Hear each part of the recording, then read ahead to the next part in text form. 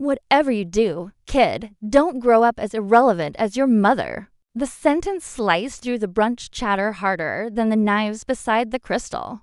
My brother, Ryan, twirled his bottomless mimosa by the stem, one manicured finger aimed directly at my 10-year-old daughter, Olivia. I'm serious, he went on, loud enough for the nearest tables to enjoy. Your mom rents. She consults. She's 32, has no real estate, no equity, nothing with her name on it. That's not a legacy. That's a cautionary tale. A few of the club regulars glanced over, half smiling, waiting to see if I'd explode or cry. I didn't either. Without a word, I wiped a streak of maple syrup from Olivia's cheek and glanced at my watch. 11:40 to a .m. in 18 minutes. The man humiliating me in front of my daughter would legally work for me. I didn't hurl the glass. I didn't flip the table. Drama was Ryan's currency, not mine. Instead, I folded my linen napkin into a neat rectangle, laid it by my untouched plate, and stood up. The movement was so controlled, so unremarkable to someone like him, that his face actually fell for a second no show, no scene. Bailing already, Suf? He boomed, making sure the investors 3 feet away caught every word. We haven't even ordered lobster yet. Don't be such a snowflake. I'm just trying to light a fire under you. I still didn't give him my eyes. I looked only at Olivia. Her gaze was fixed on her orange juice, shoulders pulled in, eyes shining with that sticky kind of shame that can weld itself to a kid's bones. If you're not careful, I took her hand. It was ice cold. Come on, Liv, I said, steady. We're leaving. We walked out of the country club past the valet who greeted Ryan by name and nodded at me as his sister. Past the perfect row of luxury cars that were technically owned by leasing companies, but emotionally owned by Ryan's ego. The quiet in the parking lot pressed around us. But it didn't feel like surrender. It felt like the moment after a match is struck, just before the flame appears. I buckled Olivia into the back seat of my 4-year-old sedan. Mom, she whispered, still staring straight ahead. Is Uncle Ryan right? Are we nobodies? My hand froze on the seat belt. I turned so I was looking directly into her eyes. Something inside me didn't break it locked, like a deadbolt sliding into place. No, I said. Uncle Ryan is loud. That's not the same thing as being important. I closed her door and sealed us inside a bubble of quiet. Before getting into the driver's seat, I leaned my back against the warm metal of the car and pulled my phone out of my clutch. The midday sun made the screen glow white. I opened my encrypted messaging app and scrolled to a contact saved under a single name, Jared. Jared was officially Ryan's chief operating officer. Unofficially, he was the operator I had recruited 3 years ago to keep Ryan's company from sinking. While Ryan played visionary on the upper deck, my thumbs moved quickly. Activate the Aurora clause. Emergency shareholder meeting. 3 p.m. today. Double quotes send. I watched the message switch from delivered to read. 3 dots appeared, then disappeared. No reply. Of course not. Jared knew exactly what Aurora meant. It meant the probationary period was over. It meant the owner who preferred the shadows was done hiding. It meant the money behind the throne was about to pull out the chair. I slipped my phone back into my bag. People always ask me, later, how Ryan didn't see it coming. How can you run a company for 3 years and not realize your own sister holds most of your shares? The answer is simple. He was blinded by his own volume. Ryan lived by a single rule of power: isn't bragging. It isn't real. If it isn't loud, it doesn't count. For 3 years, he'd been sending frantic, flowery emails to an entity called Atlas Ventures, my shell company, begging for capital, pitching grand visions of legacy and industry domination, flattering the board with the same desperate charm he used on his country club buddies. It never crossed his mind that Atlas might be me, because in his universe, I was just Sophie, the renter, the consultant, the sister with a sensible car and no designer watch. His ego literally could not process the idea that the failure across the brunch table could buy and sell him before her. Coffee got cold. He thought the crown on his head made him king. He never noticed the trapdoor under his feet. I got behind the wheel and started the engine. It hummed to life, quiet and efficient. In the rearview mirror, Olivia's face floated, small and serious. "Where are we going?" she asked. "To the park," I said. "And then we have some work to do." It was 11:48 a.m. now. Somewhere behind us, Ryan was probably ordering another round of mimosas, cracking jokes about his oversensitive sister, oblivious to the fact that, on paper, he was already an employee. The playground was mostly empty, a triangle of grass and rubber mulch tucked between apartment buildings. I sat on a bench while Olivia pumped her legs on the swing, going higher and higher, hair flying, laughter loosening whatever shame had clung to her ribs. Children recover fast, but they don't forget. She didn't just need cheering up. She needed proof. Proof that her mother was not the pathetic nobody her uncle had painted on that patio. Ryan liked to introduce me as my sister, the freelancer. It was his favorite box for me, vague, unimpressive, safely beneath him. In his head, I spent my days proofreading resumes, fixing PowerPoints, or color-coding spreadsheets for an hourly rate barely above minimum wage. The reality was considerably different. I don't consult. I acquire. I am the founder and sole owner of SV Capital, a small but very sharp private equity firm. As of the opening bell this morning, my personal net worth sat at $16.8 million.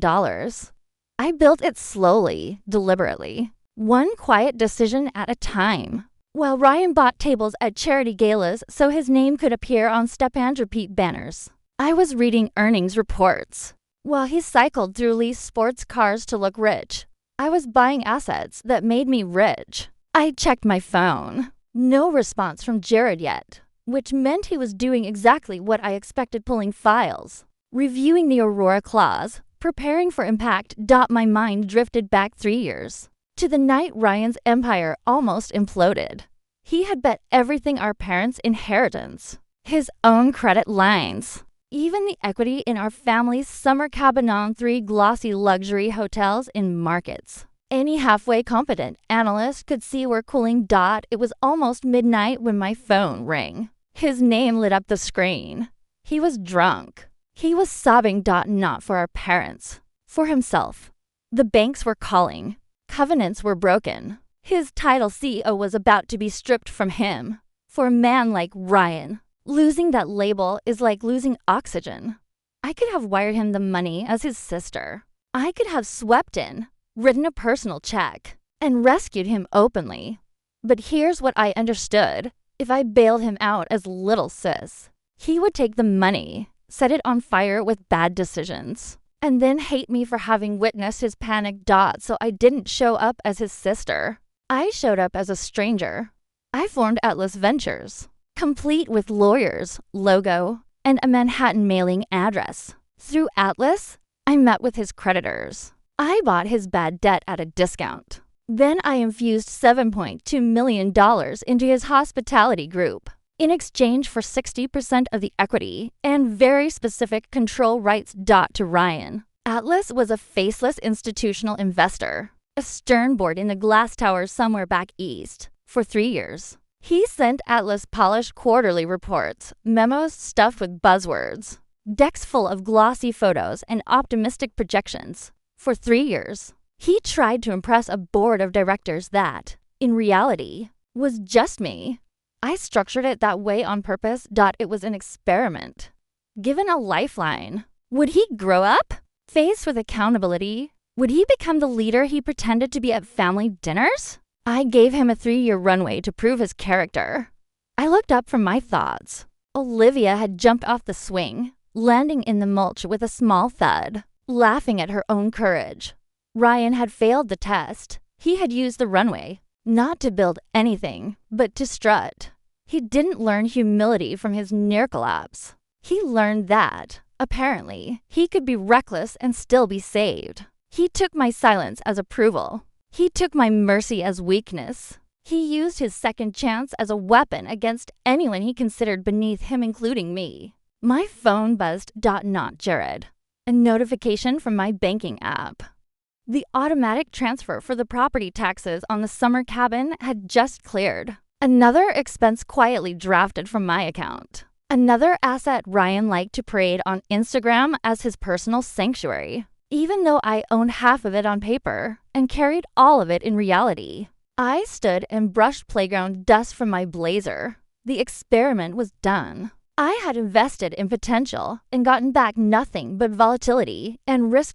In finance terms, it was time to close this position and stop the losses.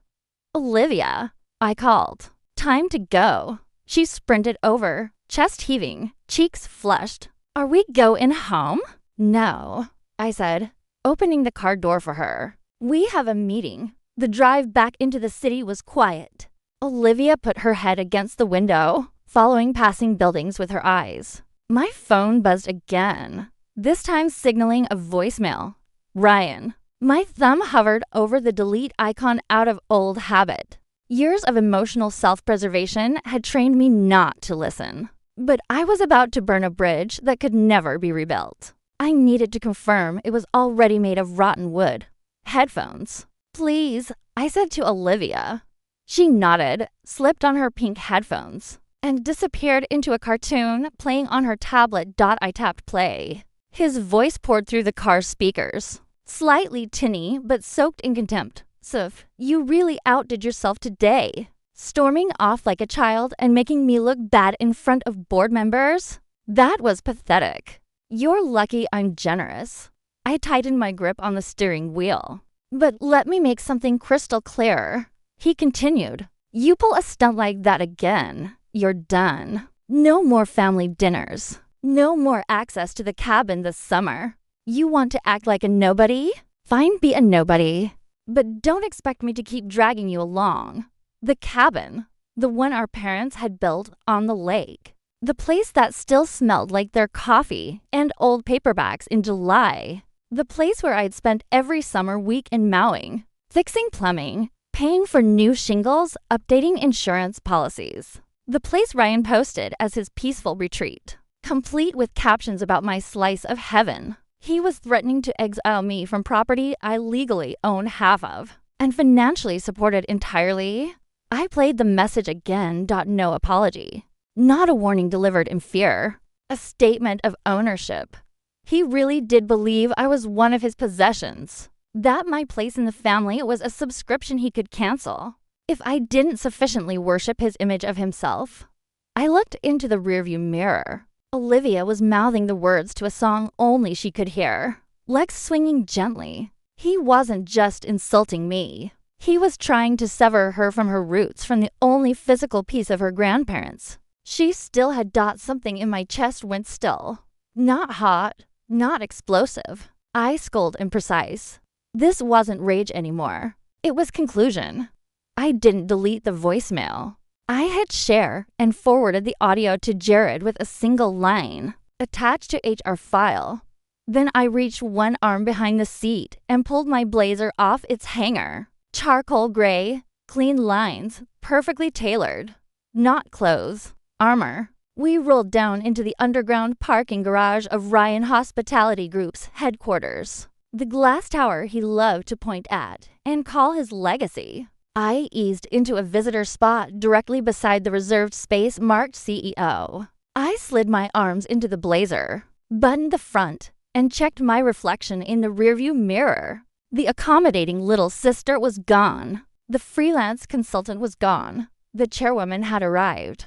All right, Liv, I said, unbuckling. We're here. Why are we at Uncle Ryan's building? She asked, tilting her head back to see the skyscraper as we emerged from the garage. Afternoon sun flashed off the mirrored glass, designed to impress and intimidate. It's not Uncle Ryan's building, I said calmly. It's just a building. Concrete and glass. He happens to work here. He doesn't own the sky above it. We crossed to the sidewalk. Before the revolving doors, I stopped and crouched down so we were eye to eye. I straightened her collar and tucked a loose strand of hair behind her ear. This was the real reason I'd brought her. "Listen to me," I said. "Your uncle is like a firework." She squinted, thinking. "Loud and sparkly?" "Exactly. Fireworks boom and crackle and everybody looks at them. They can be exciting. They can even be scary. But they only last a few seconds. And when they're finished, all that's left is smoke." I rested my hands lightly on her shoulders. "I don't want you to be a firework. I want you to be a lighthouse. Do you know what a lighthouse does? It shines." She guessed. "It shines." I agreed. "But more than that, it stays. It doesn't chase attention. It doesn't move around yelling for people to look at it. It stands in one place, solid and bright. And because it's steady, ships can find their way home." I held her gaze.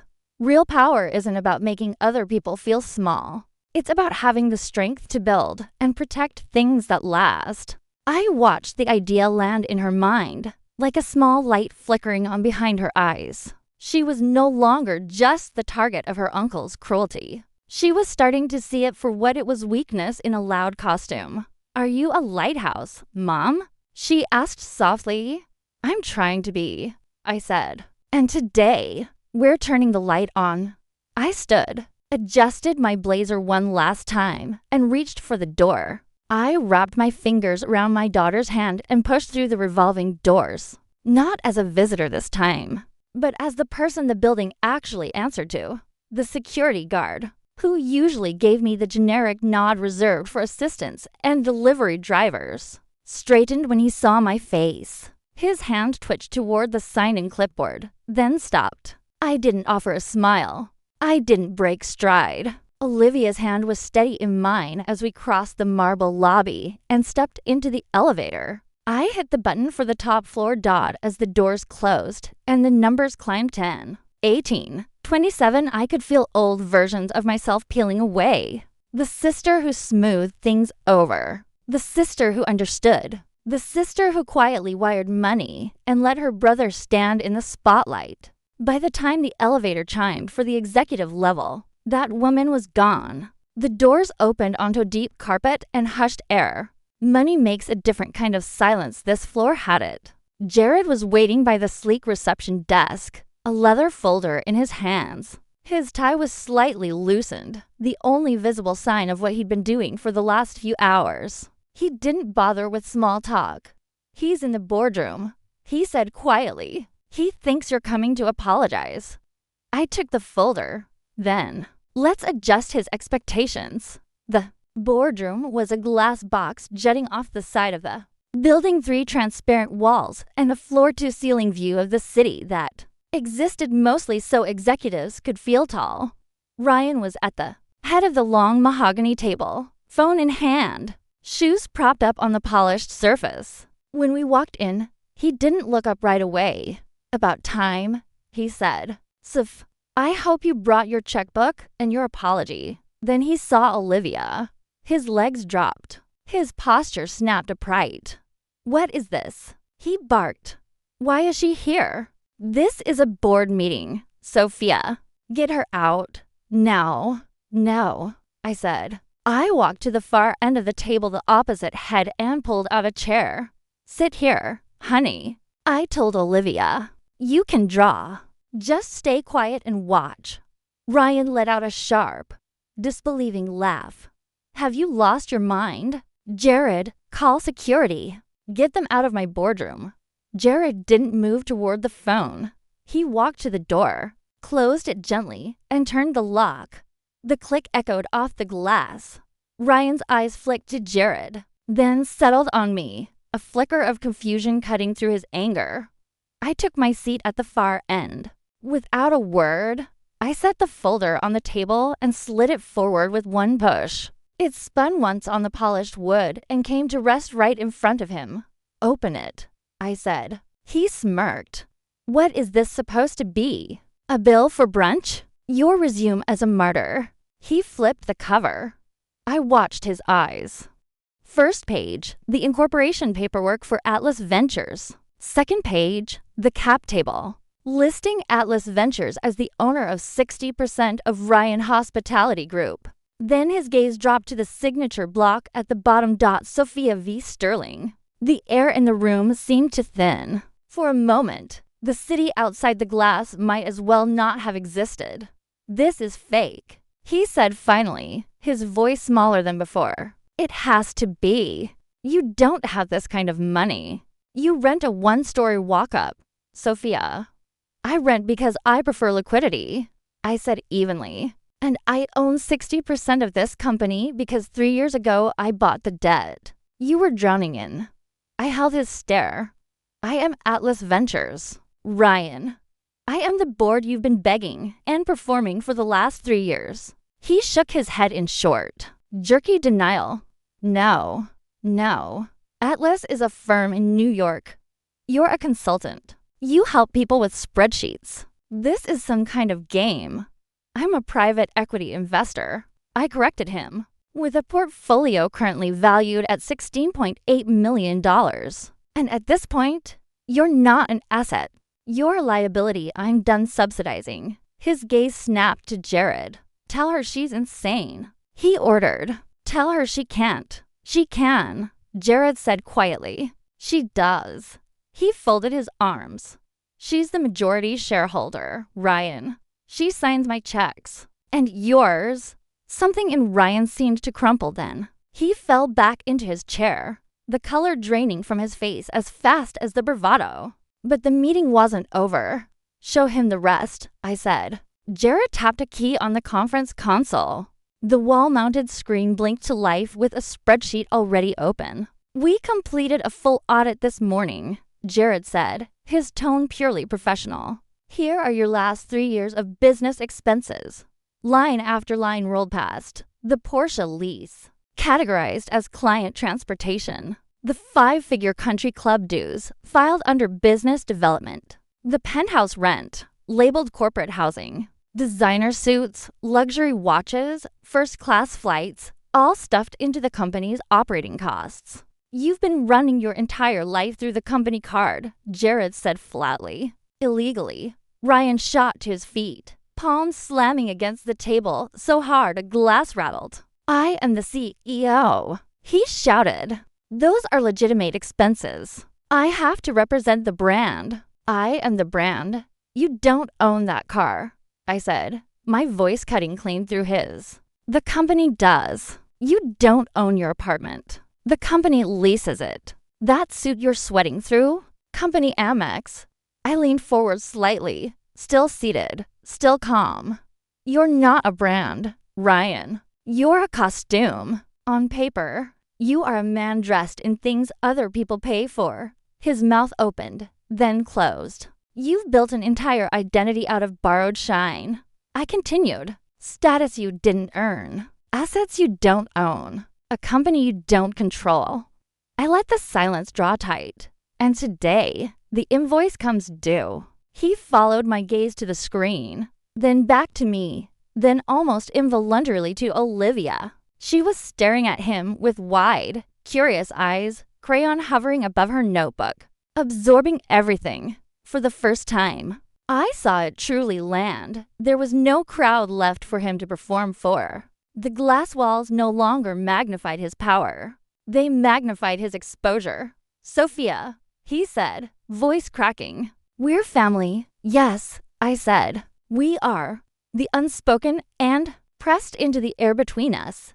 He looked back at the audit, then at my face, searching desperately for the version of me who used to answer late-night calls. With how much do you need? You can't do this to me, he pleaded. I'm your brother. Mom and Dad, this isn't what they would have wanted. Mom and Dad left us a legacy of discipline and work. I said quietly, you turned it into a pyramid scheme of image and entitlement. I'll pay it back, he blurted. All of it. I'll sell something. I'll figure it out, just give me time. Don't destroy me, Soph, please. I took a long look at him.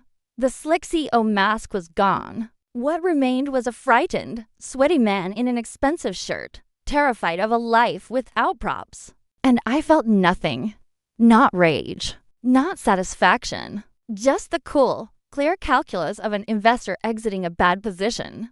I'm not here to destroy you. I said, I'm here to finally help you. He blinked, hope sparking in his eyes. You are. Yes. By giving you the one gift no one's ever had the courage to give you. I let the word fall between us like a stone. Consequences. I turned to Jared. Effective immediately. Repossess the car. Cancel the country club membership. Terminate the corporate lease on the penthouse. He has 30 days to find new accommodations. Ryan's face twisted in disbelief. My car? My apartment? Where am I supposed to go? You can rent a studio, I said. People do it every day. He flinched as if I'd struck him. Like a nobody. Come on, Sophia. Don't do this. And as for your role here, I continued, ignoring the interruption. You are no longer CEO. His mouth fell open soundlessly. You'll be reassigned as a junior account manager, I went on. Salary, $50,000 a year. Your compensation beyond that is frozen. A court-approved portion of your pay will go toward repaying the funds. You siphoned out of this company for your lifestyle. 50, he choked. I can't live on $50,000. I do, I said simply, and I'm supporting a child. I rose and walked the length of the table toward him. Up close, I could smell his cologne mixing with his fear. I held out my hand, palm up, keys.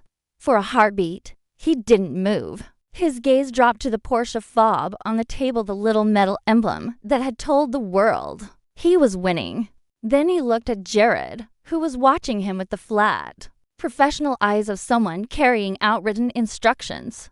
His shoulders sagged. With trembling fingers, he picked up the keys and placed them in my palm.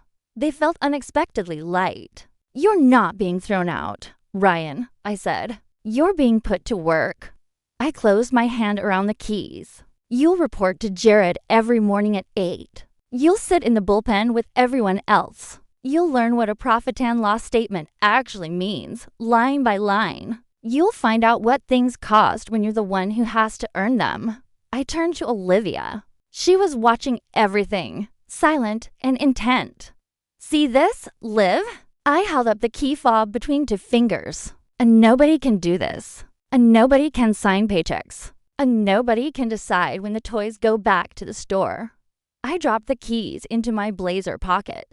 Being loud and being powerful are not the same thing. Real power is having the authority to walk into a room and change who sits where. Ryan sagged back into his chair, hollowed out. In a single meeting, he'd lost his car, his apartment, his title, and the illusion that he couldn't be touched. But I hadn't burned his life down. I'd simply stripped away the borrowed scaffolding so that maybe, for the first time, he'd have to build something under his own strength. Come on, Liv, I said. We're done here. We left him sitting in his glass cage and stepped out into the hallway. The door closed behind us with a small, final sound. I took the Porsche keys from my pocket and dropped them into Jared's hand as we walked. Liquidate it, I said. Apply the proceeds to the balance sheet. Understood, he replied. And welcome back, Sophia. See you at the next board meeting. The elevator ride down felt shorter somehow. When the doors opened onto the lobby, afternoon light was pouring through the front windows. Washing the marble floor in gold, we walked back to my unremarkable sedan. It wasn't German. It didn't roar, but it started every single time, and nobody could take it from me with the stroke of a pen. The drive home felt different from the drive there. The silence wasn't heavy now. It was spacious like the quiet after thunder has finally rolled away.